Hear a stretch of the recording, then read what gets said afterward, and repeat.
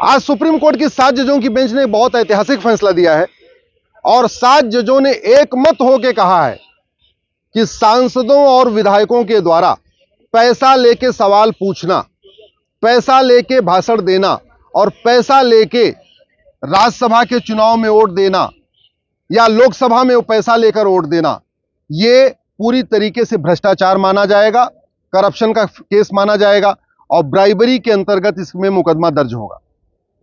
मामला पहले भी आ चुका है। जब नरसिम्हा राव सरकार अल्पमत में थी, उस समय नोटों की गड्डियां लहराई गई थी और वो मुकदमा सुप्रीम कोर्ट तक आया। लेकिन उस समय सुप्रीम कोर्ट में जब 5 जजों में से 3 जजों ने यह कहा कि चूंकि जो नोटों की गड्डियां लहराई गई हैं, जो कैश हुआ है, कैश का लेन देन हुआ है वोटिंग के लिए, वो पार्लियामेंट में हुआ है, इसलिए ऐसे लोगों के खिलाफ मुकदमा नहीं चलेगा।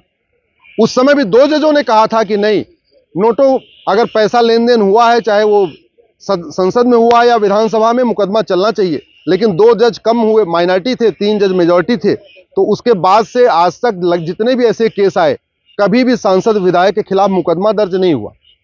अब आज 7 जजों की बेंच ने एक मत से कह दिया है कि कोई भी सांसद अगर पैसा लेके सवाल पूछता है संसद में, पैसा लेके स्पीच देता है संसद में, या पैसा लेके संसद में वोटिंग करता है, तो उसको कोई इम्यूनिटी नहीं रहेगी, कोई विशेषाधिकार नहीं रहेगा, उसके खिलाफ मुकदमा चलेगा। इसी तरीके से कोई विधायक पैसा लेके सवाल पूछेगा, पैसा लेके राज्यसभा में वोटिंग करेगा, पैसा लेके विधानसभा में वोटिंग करेगा या पैसा लेके किसी के पक्ष में कोई स्पीच देगा, तो उसके खिलाफ भी ब्राइबरी का मुकदमा चलेगा। जैसे तहसीलदार या पेशकार या हवलदार, थानेदार के खिलाफ मुकदमा चलता है, वैसे ही एमएलए एमपी के खिलाफ भी चलेगा।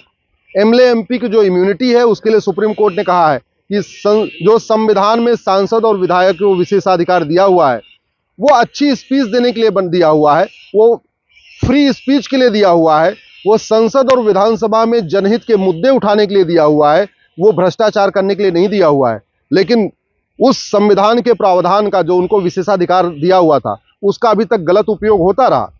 महुआ मित्रा के केस में ये हुआ कि महुआ मित्रा का जब केस ये प्रूव हो गया कि उन्होंने पैसा लेके सवाल पूछा है, तो उनको सस्पेंड तो कर दिया गया, उनकी सदस्यता चली गई, लेकिन महुआ मित्रा के खिलाफ क्रिमिनल केस नहीं शुरू हुआ, महुआ मित्रा के खिलाफ ब्राइबरी वाला मुकदमा दर्ज नहीं हुआ। अब इस फैसले के बाद महुआ मित्रा के खिलाफ ब्राइबरी का मुकदमा भी चलेगा। या सीता सोरेन, जो शिबू सोरेन के परिवार की थी, जो ये सुप्रीम कोर्ट तक मामला आया था, उसमें सीता सोरेन ने पैसा लिया राज्यसभा चुनाव में वोट देने के लिए, लेकिन बाद में जब पकड़ी गई तो उन्होंने अपना विशेषाधिकार का हवाला दिया। तो अब उनका भी जो मुकदमा है वो कोर्ट में जाएगा और उनके खिलाफ भ्रष्टाचार का जो मुकदमा है, उसमें विशेषाधिकार का जो उनकी ढाल थी वो अब खत्म हो चुकी है। मेरा ये मानना है कि लोकतंत्र के लिए बहुत अच्छा हुआ है। सुप्रीम कोर्ट ने यह भी कहा है कि एमएलए एमपी के द्वारा पैसा लेना ये डेमोक्रेसी के लिए पॉइजन के समान है, डेमोक्रेसी के लिए कैंसर के समान है। इस पर रोक लगाना बहुत ज़रूरी है।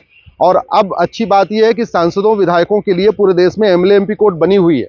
350 से ज़्यादा सांसदों विधायकों को सजा भी हो चुकी है। आजम खां को हुई, अब्दुल्ला आजम को हुई, मुख्तार अंसारी को हुई, अफजाल अंसारी को हुई, अतीक अहमद को हुई, अशरफ अहमद को हुई। तो 350 सांसदों विधायकों को सजा हो चुकी है। लेकिन जो ब्राइबरी वाला केस था वो चलता नहीं था। इस फैसले के बाद ब्राइबरी का केस भी चलेगा और ब्राइबरी का केस भी एमएलए एमपी कोर्ट में ट्रांसफर हो जाएगा। तो साल भर के अंदर इसका भी फैसला होना शुरू हो जाएगा। मुझे पूरा विश्वास है आने वाले टाइम में सांसद और विधायक पैसा लेके सवाल पूछने, पैसा लेके स्पीच देने और पैसा लेके वोटिंग करने से पहले 100 बार सोचेंगे, क्योंकि अब सुप्रीम कोर्ट ने उनके खिलाफ मुकदमे का रास्ता खोल दिया है।